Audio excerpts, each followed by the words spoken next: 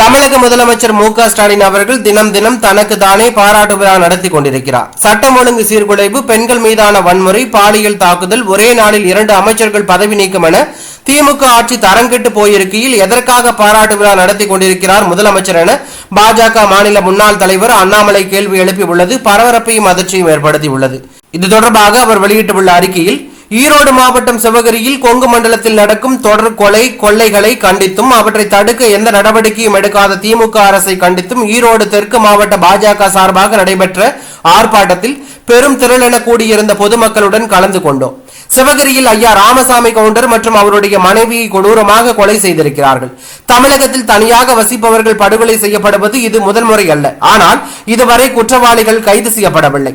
சிவகிரியில் கொலை செய்யப்பட்ட ஐயா ராமசாமி அவர்கள் படுகொலை வழக்கில் இன்னும் 2 வாரத்திற்குள் குற்றவாளிகளை கைது செய்து நடவடிக்கை எடுக்கவில்லை என்றால் வருகின்ற மே 20ஆம் தேதியிலிருந்து சிவகிரி மண்ணில் தொடர் உண்ணாவிரத போராட்டம் தொடங்கவிருக்கிறோம். இனியும் தமிழகத்தில் இது போன்ற படுகொலைகள் நடப்பதை ஏற்றுக்கொள்ள முடியாது. கொங்கு பகுதியில் நடைபெறும் படுகொலைகள் தொடர்பான அனைத்து வழக்குகளையும் சிபிஐக்கு மாற்ற கோரி திமுக அரசுக்கு கடிதம் எழுதினோம். ஆனால் அதற்கு எந்த பதிலும் இல்லை. குற்றவாளிகளை இதுவரை கைது செய்யவில்லை. இனியும் ஒரு படுகொலை நடக்கக்கூடாது என்பதால் இந்த வழக்குகளை சிபிஐக்கு மாற்ற வேண்டும்.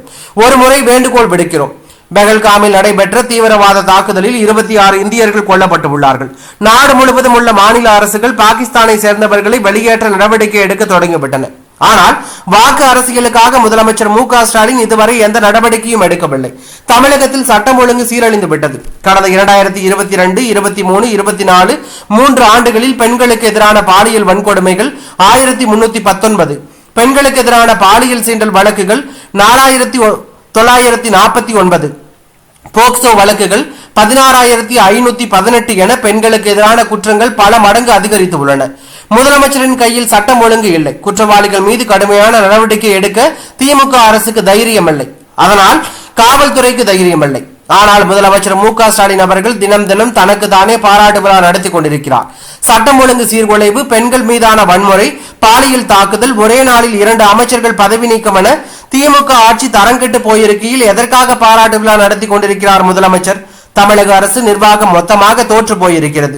வருகின்ற 2026ஆம் ஆண்டு சட்டமன்ற தேர்தலில் யாருக்குமே பாதுகாப்பு இல்லாத இந்த திமுக ஆட்சி அகற்றப்பட வேண்டும் என்று அவர் கூறியுள்ளது பரபரப்பையும் அதிர்ச்சியும் ஏற்படுத்தி உள்ளது.